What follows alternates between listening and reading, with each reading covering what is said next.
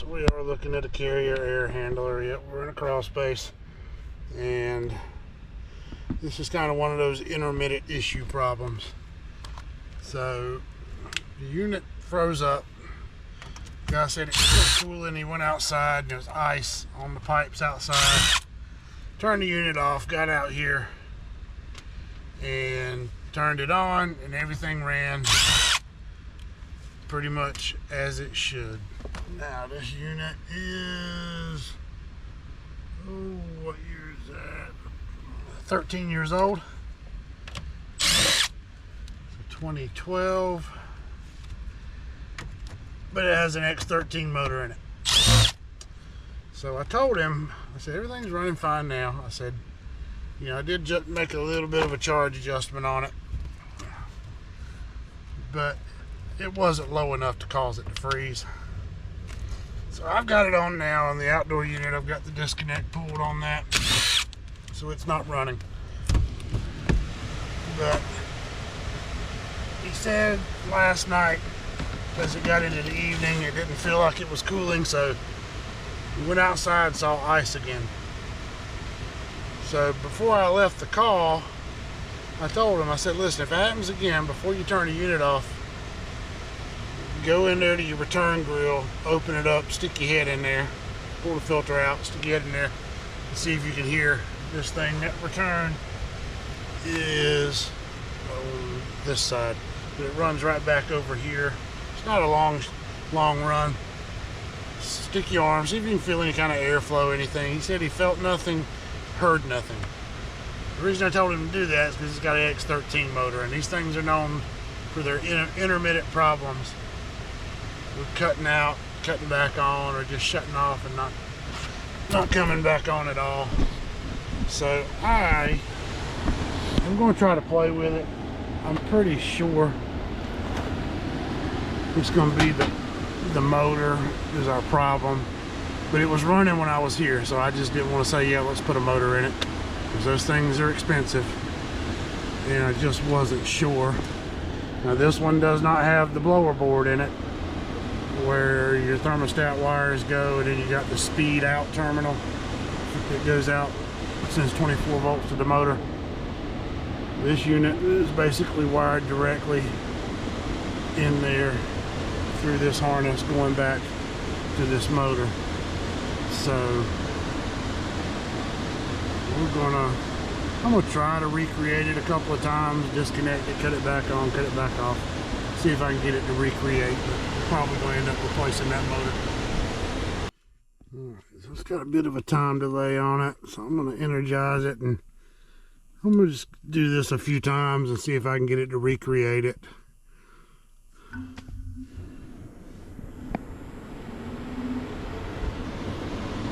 That's on. So I'm just going to start it and stop it. I'm not going to keep you around for each one of those, but this air handler has this funky harness in it where your G goes down through here, and there's some kind of resistor or something inside this, and it's all tied back in to the common, and then it takes the blue wire and follows it over here to the motor. I don't think that's going to be a problem. Never had an issue with that, but it's the first time for everything. So I'm gonna play with this thing, but I think there's nothing else basically between the thermostat and this motor. Our G comes in right here, ties in straight from the thermostat, and goes straight to the motor. So there's no relay, no control board. So if that motor ain't running, it's a 12-year-old X13 motor, and it's finally started doing what they usually do, going in and out, running sometimes, not running sometimes, and we're going to replace that. Alright guys, so I'm going to go ahead and replace this motor. It's the only thing that makes sense to me. There's no board in there. G goes straight from the thermostat straight to this motor, and he's swearing that it wasn't running. He did what I asked him to do. He kind of stuck his head down in the return, pulled the filter out, listened, didn't feel any breeze or any kind of air vacuum there, didn't hear anything. He had everything in the house off, no TV, nothing on, nice and quiet. and he usually will hear that when it runs, and he said he did not hear it running. So I'm going to take a guess that the reason he keeps getting these random freeze ups is this X13 motor, which is original, and the WD-40. If you look at it, I mean, it's got all the holes around the side of it, I guess air venting or whatever. There's one of them you can look through and you can actually see the little circuit board that's in it. I don't know which one it is, but you can see it. It's kind of dark down here in the crawl space, but you'll notice all the newer X13 motors, the electronics part of it is separated in that module. And this one has a type of a module on it, but you can see the capacitors there and the control board that's in it, the little tiny circuit board. And all of that is contained in those, I'm thinking, and it just has your venting for your air. I don't know. Anyway, this thing's rusted pretty good. We'll see if we can get it off. And if I have to use the puller, I will use the puller. I ain't got time to be trying to impress anybody or win some kind of speed battle. I'll do what's easier for me to do, but I will try getting it cleaned up first. Alright, so I've been working on that for a few minutes, and I think in the summertime these rusty hubs are, it's more of a wet rust because it's always cold, maybe sweating a little bit inside some of these air handlers, and it comes off a little easier. I mean, we'll see if we can get it off without using the puller. I always at least try, but I'm not going to fight it for 30-40 minutes. I ain't got that much time to waste. So, get the bolts out of the thing.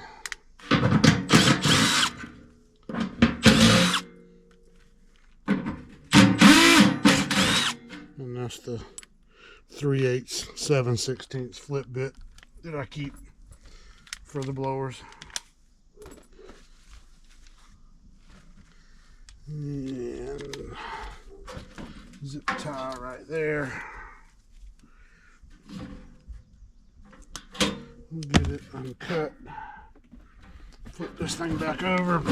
Try to be careful because he does have a encapsulated crawl space. So if you hadn't noticed, it's a sealed crawl space, so I don't want to be too rough down here and tear his stuff up. So alright, see if I can get it to break loose. I just can't access the other side of the shaft by the motor if it's rusted over there. That's always a kind of an outlier. But, okay, it's turning right there. So let's see if it falls out.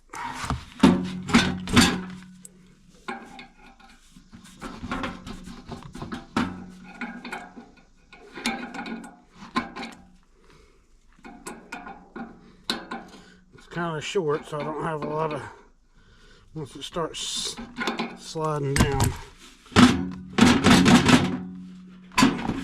I don't have a lot of space. Keep turning it, so yeah, come on now.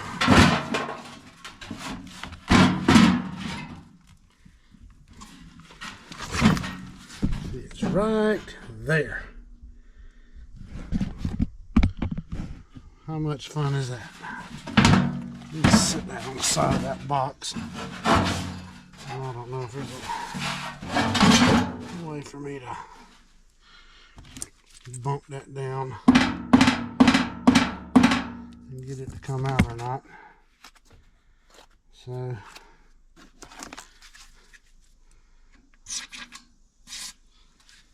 let that sit a little bit more. Oh,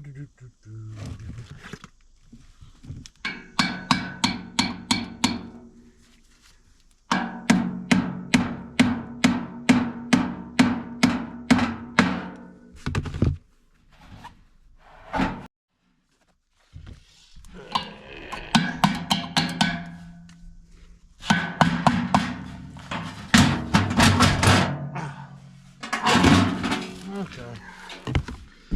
Yeah, how nasty it was on the bottom side of that thing. So, here's what it is. And there's no divot in the top of it. Motor cooler is still in the bag. It took about 10 minutes to get that thing to pop out, but here's what it is. It's what they pay for. So this is the universal, it's the total line universal version, not the Easy 13. They both are about the same way. This motor comes with a harness if you need it. Sometimes you don't. Most of the time you don't. This is a 115 volt, 230 volt motor.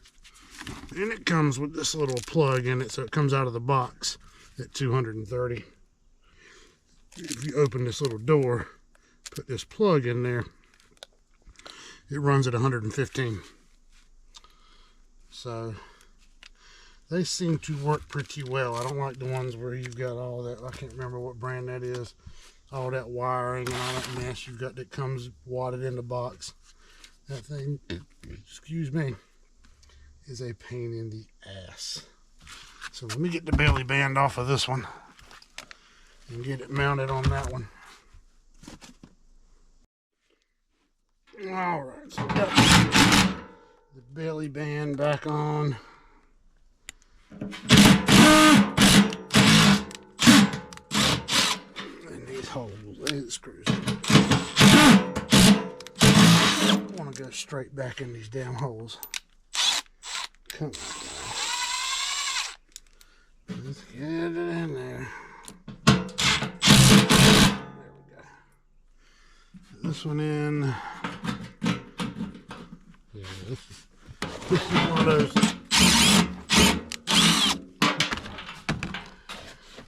highly profitable repairs for what we charge for it anyway.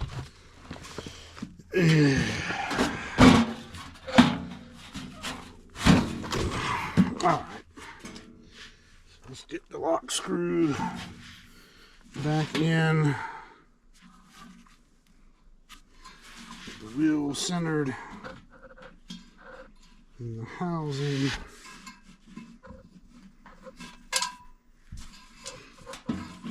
Come on now. There we go. And then we'll slide it back in and turn it on, and I'll show you how this thing works. By the way, if you didn't know, your refrigerant wrench ratchet fits those little lock keys on the blowers and the condenser fan motors. That side right there, what is it, half-inch side, or what the hell, they put that thing in there, 5/16, I'm sorry.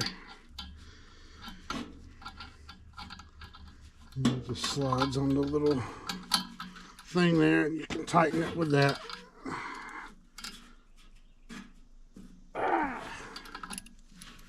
There.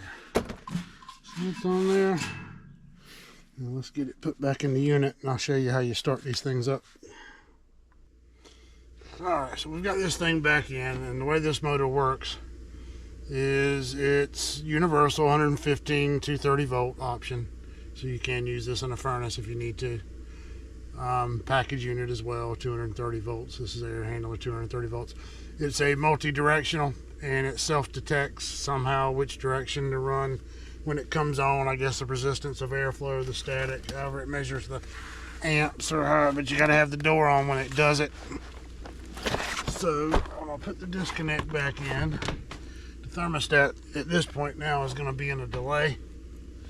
Where's my disconnect? There it is. So I'm going to have to jump it to R and let it determine which direction of airflow, however it does that. So I'm going to hold the door up here temporarily so it's kind of feeling a true measurement of the air static, or however it figures that out. I don't know. I just fix them.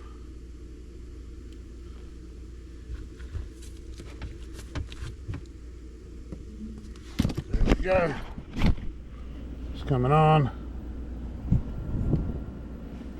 And it'll run in the one, and then it'll run the other direction. And then it'll determine which way it's supposed to run. And then eventually it'll come on and just run in whatever airflow direction it wants, or determines is correct anyway.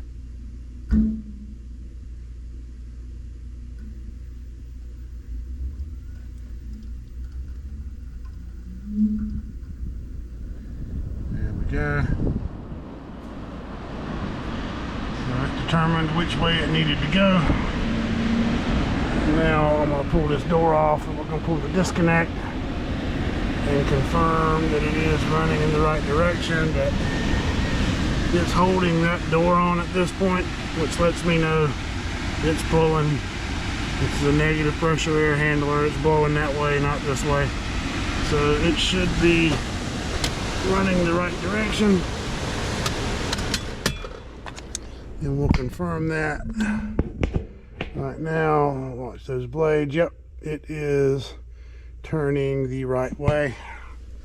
So that's how you use one of these universal X13 motors.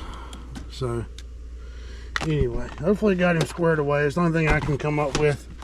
It was just randomly freezing up, and you come out here and turn it on, everything runs, the charge is pretty good. And I came down here and looked around, and I saw that X13 motor in there, and it just thought to me that maybe he's having an intermittent problem. So I just told him, next time it happens, before you turn the thermostat off, go pull your filter out of your return grill, stick your head in there, and tell me if you hear that thing running or not. And he said he didn't hear anything, didn't feel any kind of airflow or anything like that. So we're going to put this motor in, and I think that's going to have him fixed. So if it doesn't, we'll be back, but I'm pretty positive this is going to square this away. Anyway, guys, appreciate you watching. Like, subscribe, and we'll see you on the next one.